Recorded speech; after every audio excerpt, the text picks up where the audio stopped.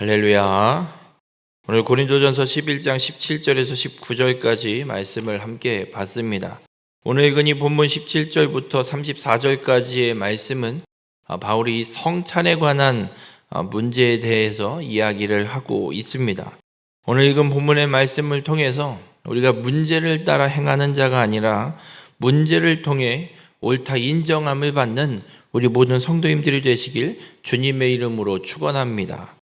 오늘 바울은 이런 말씀을 시작합니다. 내가 명하는 이 일에 너희를 칭찬하지 못하나니 라고 선언합니다.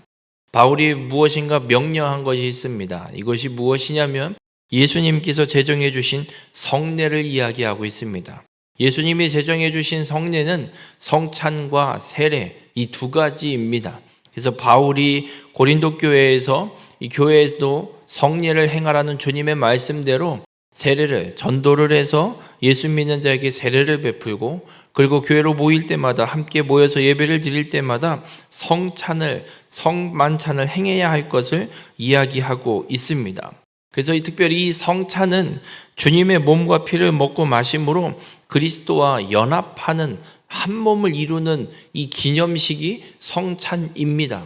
그래서 이 성찬을 행함을 통해서 먹는 자가 나와 예수 그리스도와의 연합만을 이야기하는 것이 아니라 거기서 더 나아가서 함께 먹는 공동체, 그 성찬을 함께 떡을 나누고 있는 그 사람들과의 사이에서도 연합을 이루어 한 몸이 될 것을 의미하는 것이 이 성찬입니다. 그런데 오늘 본문 17절에 바울은 이 일에 대해 너희를 칭찬하지 않는다라고 이야기합니다. 이유는 너희의 모임이 유익이 못되고 도리어 해로움이라 라고 이야기합니다. 성찬을 위해서 교회에 모여서 함께 하나님 앞에 예배를 드리고 그리고 성찬을 통해 함께 서로 나누는 이 모임이 오히려 유익이 되는 게 아니라 해롭다라고 분명하게 이야기하고 있습니다.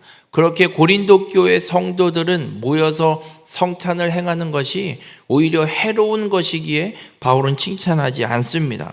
성찬을 행하고 함께 모일 때 어떤 일이 일어나야 하냐면 약한 자가 더 세워지고 일어나는 역사들이 펼쳐지고 그리스도와 함께 한 몸을 이루고 온 공동체 구성원들이 연합되는 놀라운 축복의 역사, 영적인 복을 누리는 역사가 일어나야 되는데 고린도 교회에서는 그런 복을 누리지 못하고 있다는 겁니다.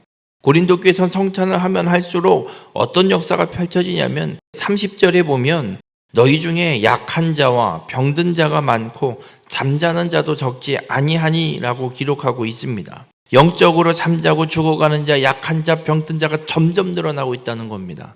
교회가 하나님의 말씀과 뜻대로 성례를 행하고 특별히 이 성찬을 행하게 될 때 교회의 모든 구성원들이 점점 힘을 얻고 한 몸이 되고 힘써서 하나님의 일들을 일어나는 성령의 역사들이 일어나는 일들이 일어나야 되는데 지금은 고린도 교회는 성찬을 하면 할수록 잠자는 자, 약한 자, 죽어가는 자, 영적으로 병들어가는 자만 더 많아지고 있음을 분명하게 선언하고 있습니다. 고린도 교회의 성도들은 이 복이 되어야 할 성찬의 참 의미를 온전히 깨닫지 못한 채 그저 자신들의 과시용으로 자신들의 욕구를 채우는 용도로만 사용하고 행했기 때문에 이런 일이 일어나고 있는 오히려 해로운 것이 되고 있음을 바울이 지적하고 있습니다. 그러면서 18절에 보면 너희가 교회에 모일 때에 너희 중에 분쟁이 있다 함을 듣고 어느 정도 믿거니와 라고 이야기합니다. 지금 바울은 고린도에 있지 않습니다. 고린도 교회 성도들이 모여서 성찬을 할 때 분쟁이 있다라는 소식을 전해 들었는데 이 소식이 신뢰성이 있는 너희들이 정말 분쟁을 하고 있다라고 내가 보기에도 판단이 되는 일이라라고 이야기를 합니다. 그럼 고린도 교회 안에 성찬을 행하는데 도대체 어떤 분쟁이 일어나고 있는 것이냐? 고린도 교회 구성원들을 살펴보면 거의 대부분이 천민계급, 노예계급의 사람들이 모입니다. 그런데 그 중에 그 노예들을 부리고 있는 주인계급, 사회 속에서는 주인계급에 속하는 사람들도 이 고린도 교회에 예수를 믿어 구원받아 교회 구성원이 된 사람들이 있습니다. 숫자를 비교하면 노예 계급들이 훨씬 더 많고 주인 계급은 몇 되지 않지만 영향력을 주인 계급 사람들이 끼치고 있다는 겁니다.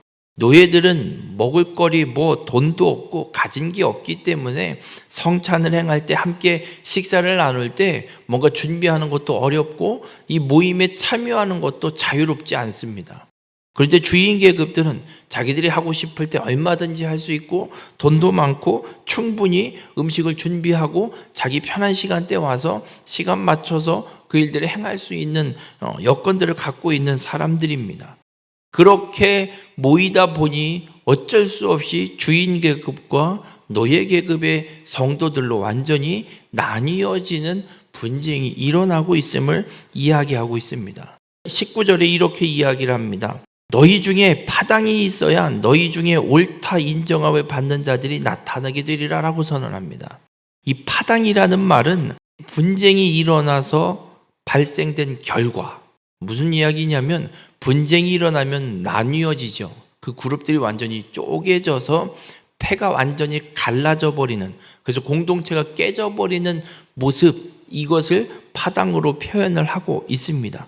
그래서 성찬에 모일 때 분쟁이 일어난 것 때문에 이 분쟁으로 인해 완전히 교회가 쪼개지고 갈라지든지 파당이 일어나야 한다라고 바울이 이야기합니다.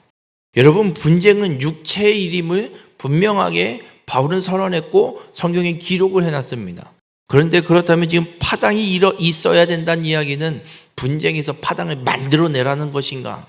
바울은 그 파당을 분쟁을 하라고 조장하거나 권장하는 것이 아니라 분쟁이 갖고 있는 유익한 점이 무엇인지를 이야기하고 있는 겁니다. 분쟁이 일어나서 쪼개지고 나면 결국에는 누가 옳고 그른 것인지, 어떤 길이 옳고 그른 길인지를 분명하게 판단할 수 있고 드러나게 된다라는 겁니다.